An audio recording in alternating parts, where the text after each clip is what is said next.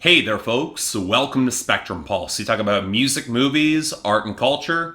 And today, it's a big one. We're going to be talking about the newest album from Carrie Underwood called Cry Pretty. You know, I can't believe that I'm actually getting to the point where I'm starting to feel a little sorry for Carrie Underwood. Because I've said it before, I'm not exactly a fan of hers. She's made a couple scattered songs I like, mostly telling stories where folks wind up dead. But the albums themselves, they feel a little consistently inconsistent. Handicapped by frustrating production choices and Carrie Underwood having a bad tendency to rely more on power than subtlety or a genuine edge. I'm not saying she's a bad artist by any stretch. She's fine enough in mainstream pop country, although if I never have to hear Before He Cheats or Jesus Take the Wheel again in my life, I'd be more than happy. But I don't know, I guess she's not for me. I've always been less enamored of her material than most, and she's never been a critical darling. But the more I've read about the lead up to this album, Cry Pretty, the more sympathy that I did feel for her. Putting aside the fall where apparently she had to get surgery on her face, Cry Pretty marked the shift to a new label at Capitol Nashville, as well as a complete change in production team from the folks that she'd been working with at Arista Nashville for years. That's a sizable step, and yet the rollout does not seem to have been handled all that well, with country radio not throwing a lot of support behind a reasonably well-received title track, and her label yanking promotion a couple weeks before the album was supposed to come out. The single's just been abandoned just to fall off the charts, both suspiciously timed right after Carrie Underwood made statements criticizing the failure of country radio to play any women, and instead shoveling out more interchangeable meatheads who have just as much of a pop focus. Or even worse still,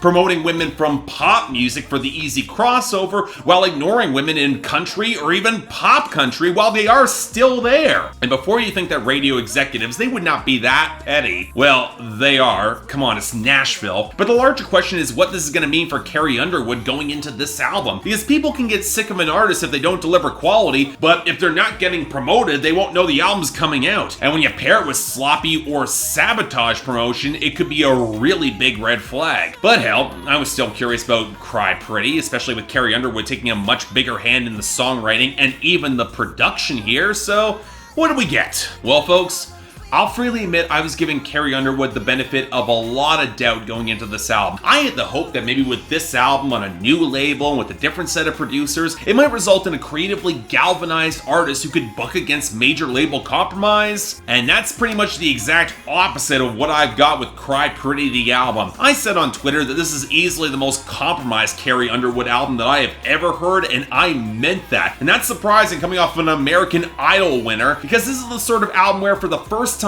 it sounds like it could have been cut by any up-and-coming woman in pop or pop country, with significant steps back in the songwriting and the production. And I don't know where to assign the blame with this, because I certainly get Capitol Nashville's reticence in promoting it because it's not that good, but at the same time, if this is the direction that their creative team wanted to push Carrie Underwood in, it was the wrong one in a really big way. Because while I'm not saying this is a bad album, it certainly was misguided and definitely misdirected. Oh, okay, maybe that's overselling things, because at the end of the day, it's a Carrie Underwood record. They just want to hear Carrie Underwood sing, and while the delivery remains the furthest thing from visceral for me, she still has her fans, she's got a huge voice, and there are even a few cuts where she's trying to get a little bit more subtle and understated, like The Bullet and Spinning Bottles. And while I would question how much either song quite connects, it's not because she's not trying, and she's actually pretty effective in a more subtle vein. And on the flip side, if you give Carrie Underwood a backing choir, well, it's symphonic overkill, but she's one of the few in country who could sell a song like Love Wins, and at least feels like a comfortable lane for her. She can pull this song off. Because on the flip side, you get cuts like Southbound, which are borderline gender flip bro country, and it can't help but feel like a complete waste of her vocal talents. Furthermore, it's a really awkward fit. Carrie Underwood has never tried to carry a looser, almost borderline rap party song in her entire career, and you can tell the cadence feels off for her. It reminds me too much of when Jessica Simpson tried to make an R&B transition from pop belting in the early 2000s, and the pivots to more of an R&B flow and compositional style on this album, they sadly feel just as calculated and just as misguided. But you know what?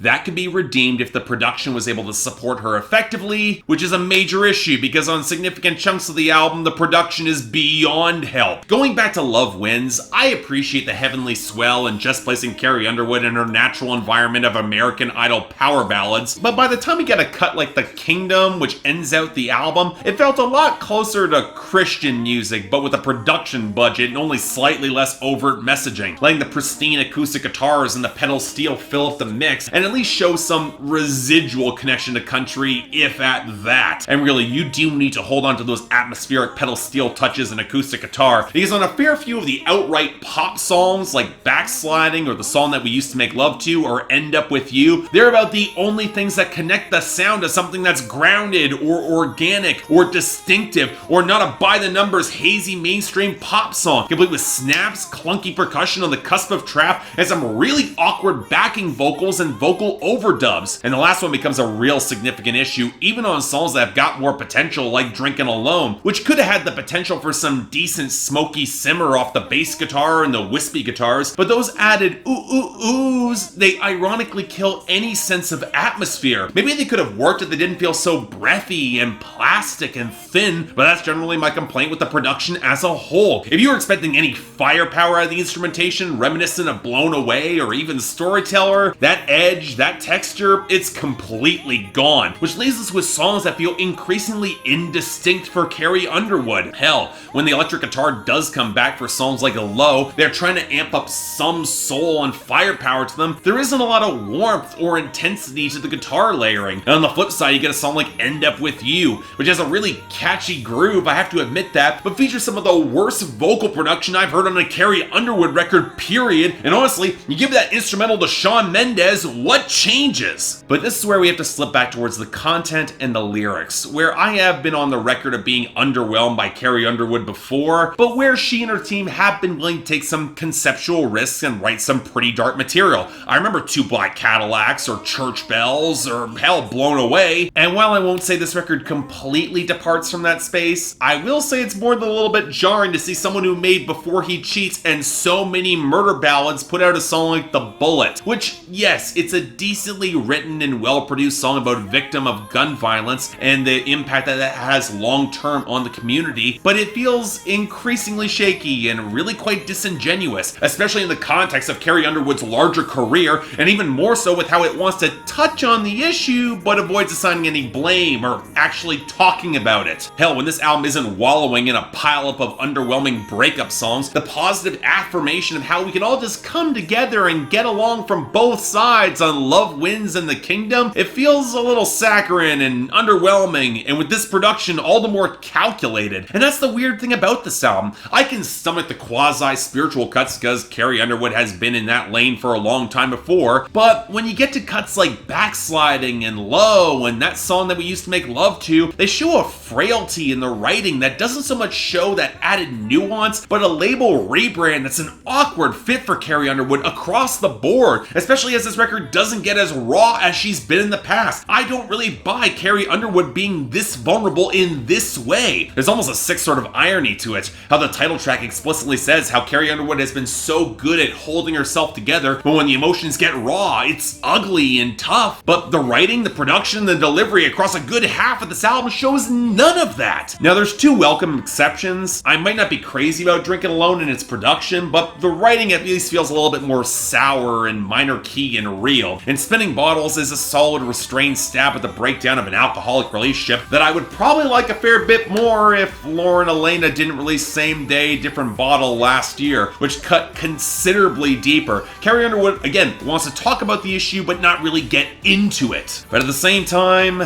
I'm almost at a loss here, folks, because the part of me that wants to root for Carrie Underwood cannot root for this album. It's not good, and it's hard to escape the feeling this was an attempted label rebrand from Capitol Nashville with even poppier production and neutering anything left of her edge to appeal to the widest audience possible. And from the muted critical reception thus far, I don't see this reflecting well upon her going forward for individual identity as an artist. It's a bad sign that while I don't cover bonus tracks, I'd probably slot her collaboration with Ludacris The Champion, who just tacked onto the album to boost up streaming certifications, but it's still one of the better songs here. But as it is, 5 out of 10, only a recommendation to the diehard fans. But you know what, if you're in that camp, I guarantee you're gonna go back to older and better Carrie Underwood records beyond this in a week or two. I put money on this, because I don't think it's going to stick around. So yeah, thanks a lot for watching. I'd like to like and subscribe. I'd be more than grateful for it.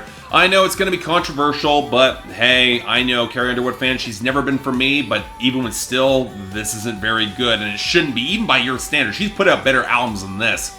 You want to buy the record or stream the record, the link's down there below. Polls up there though, if you want to tell me how wrong I am. If you guys want to get involved in supporting this channel though, or help impact what I'm going to be covering next, link to my Patreon is right over there, where 3 times a week you guys get to vote for my schedule, and once a week for the higher tier contributors, you guys get to add albums, movies, or even a top 10 list to that schedule. More details right over there, and if you want to see my schedule, it's on my Instagram, link down there below. But till then, I'm Mark, you're watching Spectrum Pulse, and I'll see you next time.